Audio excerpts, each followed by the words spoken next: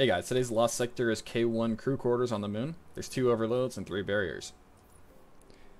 Moving on to the build review, we're going to be using Sunbreaker with Hammer of Soul, any class ability with any jump. We're going to be using Throwing Hammer. I prefer healing grenades, but you could use a damaging grenade if you like. Moving on to the aspects, Solar ability Final Blows create sunspots, your abilities regenerate faster, and your super drains more slowly while standing in a sunspot. Roar of Flames. Final blows with solar abilities or ignitions increase your damage of solar abilities, stacking 3 times. Moving on to the fragments. Ember of Torches. Powered melee attacks make you radiant. Ember of Syrian. Defeating scorched targets creates a fire sprite. Ember of Mercy. Picking up a fire sprite grants restoration. And Ember of Solace. Radiant and restoration effects have increased duration. This is more of a filler fragment. If you find something else down here that you like, feel free to use that instead. Moving on to the weapons, we're going to have a 1-2 punch shotgun and a trace rifle for the overloads. And I'm going to be using the Leviathan's Breath for boss damage as well as general champion damage. There's no weapon here for barrier stuns. That's because we are going to be relying on our shotgun and radiant to stun the barriers. On the artifact, the only useful mods are authorized mods melee and countercharge.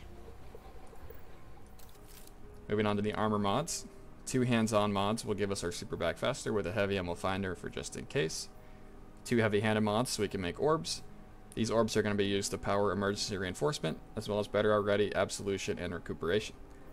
A powerful attraction mod on the mark will make it easier for us to pick up the orbs. The exotic of choice today is Syntheseps. Alright, moving on to the lost sector. We're going to start out by getting 1 kill with the throwing hammer. Once we get this first kill with the throwing hammer, we can start punching things.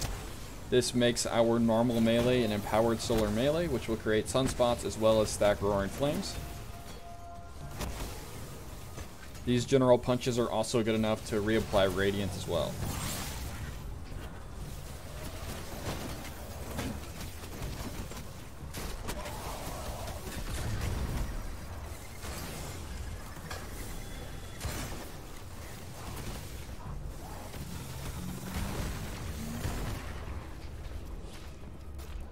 There will be a barrier in this room once we kill some of these dregs and shanks.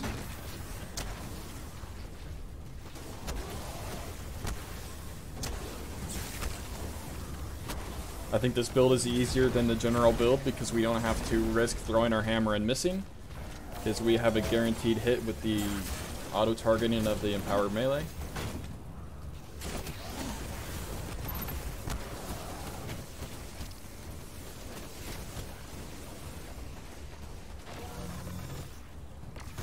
I would suggest sitting back here and killing most of these adds, because if you don't, sometimes the overload at the top of the hill doesn't spawn very quickly.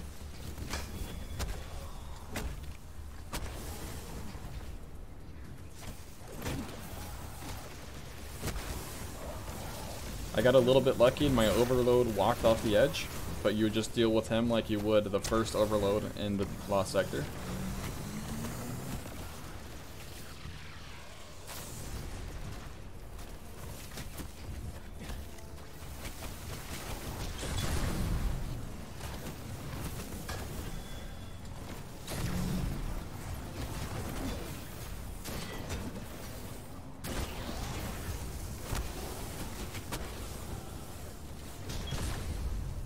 Just start shooting the Leviathan's Breath at the boss.